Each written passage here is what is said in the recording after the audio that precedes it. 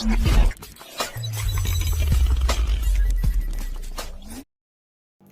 we gradually delve into the fascinating world of nouns in our each class, it turns out to be more and more interesting for us. Because here we learn with fun, because here we learn by connecting dots, and here we learn by building the meanings by ourselves. And this class is obviously going to be much more fun because here we will be learning from examples to rule, which is the best way that you can understand any concept of any language effortlessly and effectively. So keep connected with me till the end of the video to enjoy learning. Hi hello नमस्कार, मैं नज़मा राम स्वागत करती हूँ आप सभी का आपके अपने YouTube चैनल 360 डिग्री रीज्ञान पे। आज हम पढ़ेंगे कलेक्टिव नाउन और कंपाउंड नाउन के बारे में जो इंक्लूड होते हैं हमारे नाउन के 5th कैटेगरी में। So without wasting much time let's get into our class. आज जिस एग्जांपल के थ्रू हम इन दोनों टाइप्स ऑफ नाउन को समझने जा रहे हैं वो है हमारा फैमिली।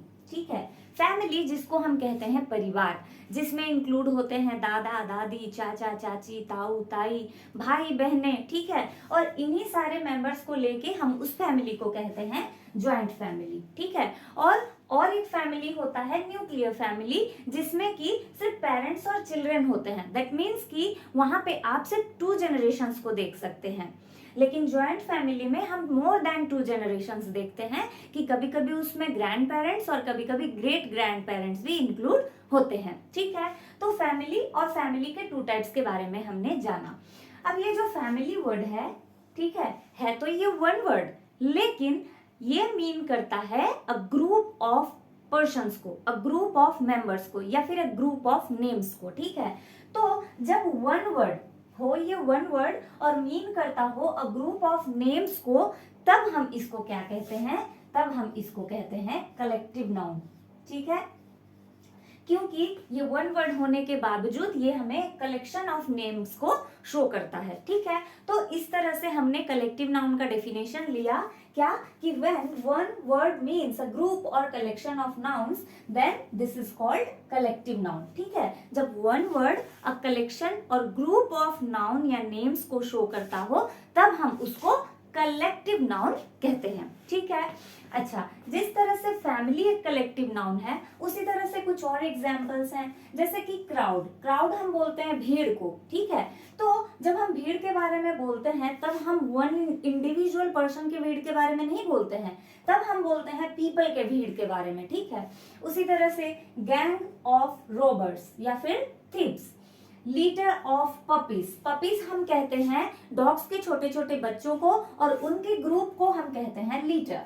फिश के लिए हम जो कलेक्शन ऑफ वर्ड का यूज करते हैं वो है स्कूल। स्टार्स के लिए क्लस्टर, ग्रेप्स के लिए बंच, बनानास के लिए अ डजन ऑफ बनानास जिसमें 12 बनानास होते हैं, और माउंटेन्स के लिए हम यूज करते हैं रेंज। तो a range of mountains, a dozen of bananas, a bunch of grapes, a litter of puppies, a gang of robbers, a cluster of stars। इस तरह से हम कलेक्टिव नाउन को समझते हैं। ठीक है, उसके बाद अब फैमिली को समझने के बाद अब समझते हैं ज्वाइंट फैमिली और न्यूक्लियर फैमिली। देखिए, फैमिली में मैंने एक वर्ड ऐड किया ज्वाइंट। ठीक है, और या फिर हम ऐड कर दें न्यूक्लियर। ठीक है, तो पहले family, joint family, nuclear family. ठीक है, देखिए किस तरह से मीनिंग्स चेंज होते हैं जब हम दूसरे वर्ड्स को इसमें ऐड करते हैं। ठीक है, तो जब मैंने फैमिली कहा तब वो किसी भी तरह के फैमिली को नहीं मीन करता है। ठीक है, और जब मैंने ज्वाइंट फैमिली कहा और न्यूक्लियर फैमिली कहा तब वो particular different types of family को मीन करता है। ठीक है, तो यहाँ पे ज्वाइंट और फैमिली 2 वर्ड्स को लेके हमारा एक वर्ड बना ज्वाइंट फैमिली। ठीक है, तो जब 2 या फिर 2 से ज्यादा वर्ड्स को लेके, ठीक है, 2 या फिर 2 से ज्यादा वर्ड्स को लेके जब हमारा 1 नेम बनता हो, है तो ये 2 वर्ड्स, लेकिन ऑल टुगेदर हम इसको 1 नाउन ही बोलेंगे। ठीक है, तो जब ये 1 नाउन बनता हो 2 और 3 वर्ड्स को लेके तब हम उसको कहते हैं कंपाउंड नाउन। ठीक है, तो देखिए यहाँ पे हमारा डेफिनेशन क्या निकला कि when 2 or more words combine to form one name or noun। ठीक है, मतलब 2 या 2 से ज्यादा वर्ड्स मिलके जब एक नाउन को फॉर्म करते हो तब हम उसको कंपाउंड नाउन कहते हैं। ठीक है, अब देखिए, अब आप दोनों की डेफिनेशन को कंपेयर कीजिए कि यहाँ पे क्या है, ये है तो 1 वर्ड, लेकिन ये मीन करता है ग्रुप ऑफ नेम्स को, ठीक है। और यहाँ पे है तो ये ग्रुप ऑफ वर्ड्स, ठीक है, 2 या मोर देन 2, तो है तो ये ग्रुप ऑफ वर्ड्स, लेकिन ये फाइनली मीन करता है वन नेम को, ठीक है। तो कहीं ना कहीं ये दोनों का जो डेफिनेशन है वो कंप्लीटली अपोजिट है, ठीक है। और आप अगर कलेक्टिव नाउन और कंपाउंड नाउन को कंपैरिजन के थ्रू इस तरह से याद रखेंगे तो आप इसको बहुत ही क्लियरली समझ सकते हैं, ठीक है। और यही रीजन है कि मैंने कलेक्टिव नाउन और कंपाउंड नाउन को 5th कैटेगरी में इंक्लूड किया है, ओके। अब कंपाउंड नाउन के बारे में थोड़ा और जान लेते हैं। देखिए, जॉइंट फैमिली ये हमारा कंपाउंड नाउन है, ठीक है। उसी तरह से grandfather, grandmother, father, mother, brother, sister, brother in law, mother in law, ये मेंबर्स हैं जॉइंट फैमिली के, ठीक है। तो ये जो ग्रैंडफादर है ये भी 2 वर्ड से बना हुआ है। कैसे? हमने फादर लिया और उसमें ऐड कर दिया ग्रैंड, ठीक है। हमने फादर लिया, उसमें ऐड कर दिया एक प्रीपोजिशनल फ्रेज जो कि है इन लो, फादर इन लो, ग्रैंडफादर। उसी तरह से मदर वर्ड को लिया और हमने बना दिया ग्रैंड मदर, ठीक है। और उसी तरह से मदर में हमने प्रीपोजिशनल फ्रेज इन लो का ऐड किया और वो बन गया मदर इन लो, ठीक है।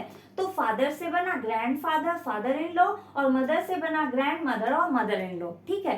तो ये सारे भी जो है कंपाउंड नाउन्स है, क्योंकि ये भी कुछ वर्ड्स को लेके फॉर्म हुए हैं, ठीक है। तो आप देखिए, अब डिफरेंस देखिए, ये जो जॉइंट फैमिली है ये किस तरह से लिखा हुआ है, इसके बीच में स्पेस दिया हुआ है, ठीक है। ग्रैंडफादर जब हम लिखते हैं या ग्रैंड मदर, यहाँ पे स्पेस नहीं है, और यहाँ पे फादर इन लॉ और मदर इन लॉ में हमने हाइपेंस दिया हुआ है, ठीक है। तो इस तरह से आप देखिए कंपाउंड नाउन्स को हम 3 तरीके से लिखते हैं, ठीक है। और वो 3 तरीके क्या हैं? एक स्पेस दिया हुआ, ठीक है, जिसको हम कहते हैं ओपन कंपाउंड नाउन। एक वो जिसमें स्पेस ना हो, वो हो गया क्लोज्ड कंपाउंड नाउन। और एक वो जिसमें कि हम हाइपेंस के थ्रू लिखते हैं, तो वो हो गया हमारा हाइफेनेटेड कंपाउंड नाउन, ठीक है। ओपन दैट मीन्स की स्पेस है, like high school. Closed that means की स्पेस नहीं है, लाइक फुटबॉल। हाइफेनेटेड कंपाउंड नाउन जिसमें कि हाइफेंस है, लाइक मेरी गो राउंड। मेरी गो राउंड हम कहते हैं बच्चों के झूले को जो सर्कुलर मोशन में घूमता है और उसमें डिफरेंट टाइप्स ऑफ एनिमल्स बने होते हैं, जिसको कि हम हिंदी में हिंडोला भी बोलते हैं, ठीक है। तो ये था हमारा 3 टाइप्स ऑफ कंपाउंड नाउन, जो कि ओपन कंपाउंड नाउन जो स्पेस के साथ लिखा जाता है, closed compound noun without space, and hyphenated compound noun with hyphens, ठीक है। अब चलते हैं नेक्स्ट पॉइंट पे, जो हमारा कहता है जब हम 2 या मोर वर्ड्स को लेके कंपाउंड नाउन का फॉर्म करते हैं तब वो कौन से टाइप्स ऑफ वर्ड्स हैं जिनको हम ऐड करते हैं, ठीक है। तो देखिए, हम 3 तरीके से फॉर्म कर सकते हैं कंपाउंड नाउन्स को। तो नाउन फॉर्म करना है, दैट मीन्स कि एक नाउन रहेगा, ठीक है, और उसके साथ कभी कभी हम नाउन का ऐड करते हैं, उसके साथ कभी कभी हम वर्ब का ऐड करते हैं, और उसके साथ कभी कभी हम एडजेक्टिव का भी ऐड करते हैं, और इस तरह से हम एक न्यू कंपाउंड नाउन का फॉर्म करते हैं। तो नाउन के साथ नाउन जुड़ा, सेल और फोन, ये दोनों ही एक एक नाउन है, ठीक है। तो सेल के साथ फोन जुड़ा तो ये हो गया सेल फोन। वर्ब हम किसको कहते हैं? डूइंग वर्ड्स को। हमने अब तक इसको पढ़ा नहीं है, लेकिन आप इसके बारे में एक पॉइंट जानिए कि वर्ब जो है वो डूइंग वर्ड्स है। डूइंग वर्ड्स मतलब करना, ठीक है। और टच, वर्ब टच मीन्स छूना, ठीक है। तो टच फोन। एडजेक्टिव के बारे में मैंने लास्ट क्लास में भी पढ़ाया था, जिसको कि हम क्वालिटी से मीन करते हैं, ठीक है। तो क्वालिटी क्या है नाउन का? स्मार्ट, और नाउन क्या है? फोन, ठीक है। तो यहाँ पे हमारा बन गया स्मार्टफोन, ठीक है।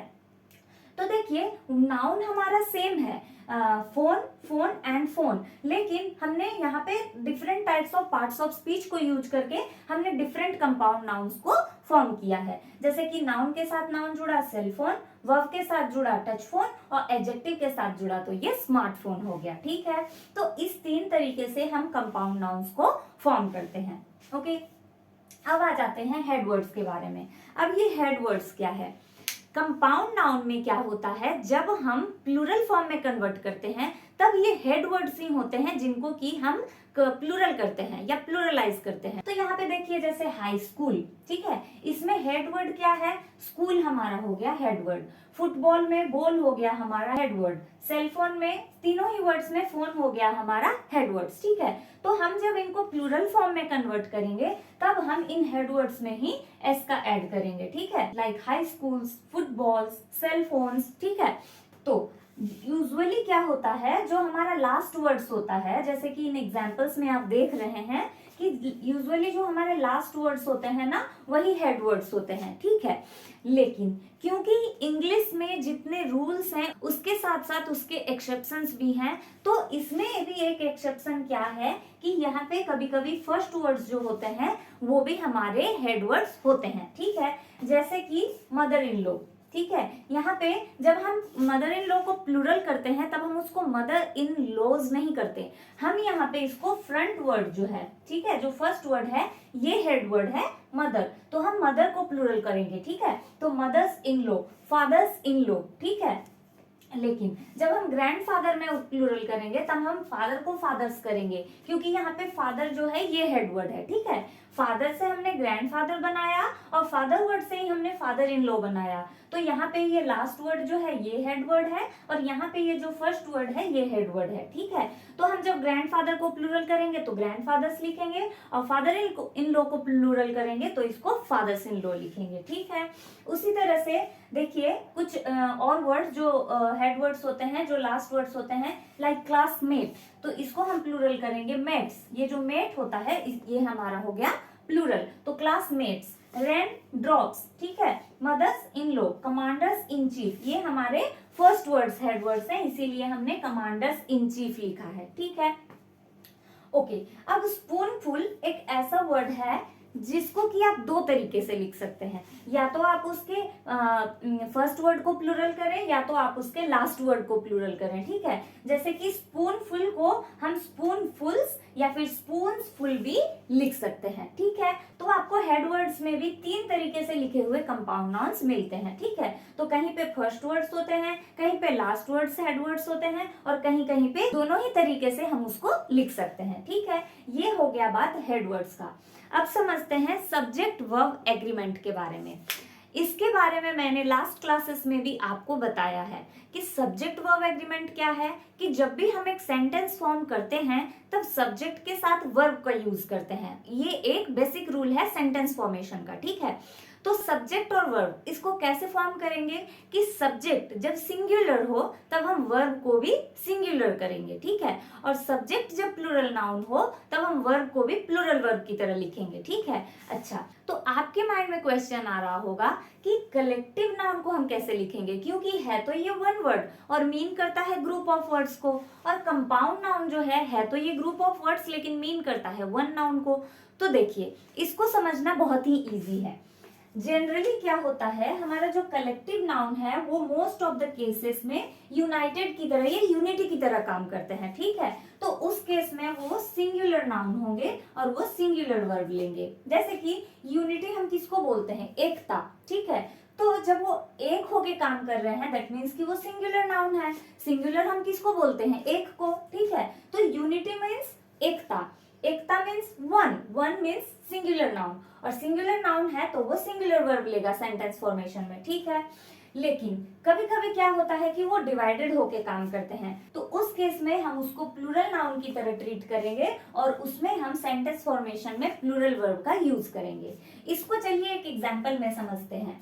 जैसे कि मैंने यहाँ पे एक कलेक्टिव नाउन लिया है टीम, ठीक है। और यहाँ पे आप देख सकते हैं फर्स्ट सेंटेंस में लिखा हुआ है the team is playing well, ठीक है। और सेकंड सेंटेंस में वही कलेक्टिव नाउन के साथ हमने लिखा है the team are wearing their uniforms, ठीक है। तो है तो ये टीम और ये टीम ही है, सेम वर्ड्स हैं, लेकिन इसको हमने क्या किया है कि फर्स्ट सेंटेंस में इज लिखा है और सेकंड सेंटेंस में आर लिखा है। What is the reason? The reason is that कि यहाँ पे टीम जो है ये यूनिटी की तरह काम कर रहा है। दैट मीन्स कि वो जब खेलते हैं तब वो ग्रुप की तरह खेलते हैं, यूनिटी की तरह खेलते हैं, ठीक है। तो हम उस केस में बोलते हैं the team is playing well. लेकिन जब वो अपने अपने काम कर रहे होते हैं डिवाइडेड होके, सेपरेट होके, like the team are wearing their uniforms, वो अपने अपने यूनिफॉर्म्स वेयर कर रहे हैं, तो उस केस में हम इसमें आर लगा देंगे, ठीक है, क्योंकि उस टाइम पर वो यूनाइटेड नहीं है। तो इजीली हमने समझ लिया कि जब वो ये यूनिटी की तरह काम करेंगे, वन होके काम करेंगे, तो वो सिंगुलर नाउन और सिंगुलर वर्ब की तरह यूज होंगे, और जब डिवाइडेड होके या सेपरेटली काम करेंगे तो उसके साथ हम प्लूरल नाउन और उसके साथ हम प्लूरल वर्ब का यूज करेंगे, ठीक है। ये हो गया बात कलेक्टिव नाउन का। अब आते हैं कंपाउंड नाउन में। देखिए, चाहे कंपाउंड नाउन टू या मोर वर्ड्स को लेके बने हों, लेकिन जब फाइनली वो फॉर्म होते हैं तो क्या बनता है, वन नेम ही बनता है या वन नाउन ही बनता है, ठीक है। और वन नेम और वन नाउन मतलब सिंगुलर नाउन, ठीक है। तो वो जब सिंगुलर नाउन है तब उसके साथ हम सिंगुलर वर्ब का यूज करेंगे। लाइक मैंने हाई और स्कूल दो वर्ड्स को लेके कंपाउंड नाउन फॉर्म किया, तो ये हाई स्कूल जो है वो सिंगुलर नाउन है, ठीक है। तो उस केस में मैं हाई स्कूल के साथ सिंगुलर वर्ब का ही यूज करूंगी, ठीक है। लेकिन जब हम उसको प्लूरल करेंगे एस ऐड करके, जैसे कि हमने हेड वर्ड सीखा कि कभी कभी लास्ट वर्ड, कभी कभी फर्स्ट वर्ड और कभी कभी दोनों ही केसेस में हम यूज करके उसको प्लूरल कर सकते हैं, ठीक है। तो जब वो प्लूरल हो जाते हैं, लाइक मैंने हाई स्कूल को यहाँ पे हाई स्कूल्स कर दिया, तब ये एक प्लूरल नाउन होगा और उसके साथ हम प्लूरल वर्ब का यूज करेंगे। इसको भी चलिए एक एग्जाम्पल सेंटेंस में देखते हैं। मैंने यहाँ पे एक वर्ड लिया है कंपाउंड नाउन का जो कि है नोट बुक, ठीक है। नोट एंड बुक वर्ड को लेके बना हुआ है नोट बुक, ठीक है। अब ये जो नोटबुक बना ये है तो सिंगुलर, तो मैंने यहाँ पे लिखा a notebook is kept on the table, ठीक है। यहाँ पे हम एक नोटबुक के बारे में बात कर रहे हैं, लेकिन सेकंड सेंटेंस में मैंने क्या किया, नोटबुक में एक एस का ऐड किया, ठीक है। तो notebooks are kept on the table, तो यहाँ पे तब क्या हो गया, इसमें आर का यूज हो गया क्योंकि यहाँ पे ये प्लूरल में कन्वर्ट हो गया, ठीक है। तो यहाँ पे notebook is and notebooks are, ठीक है। ये इतना क्लियर हो गया।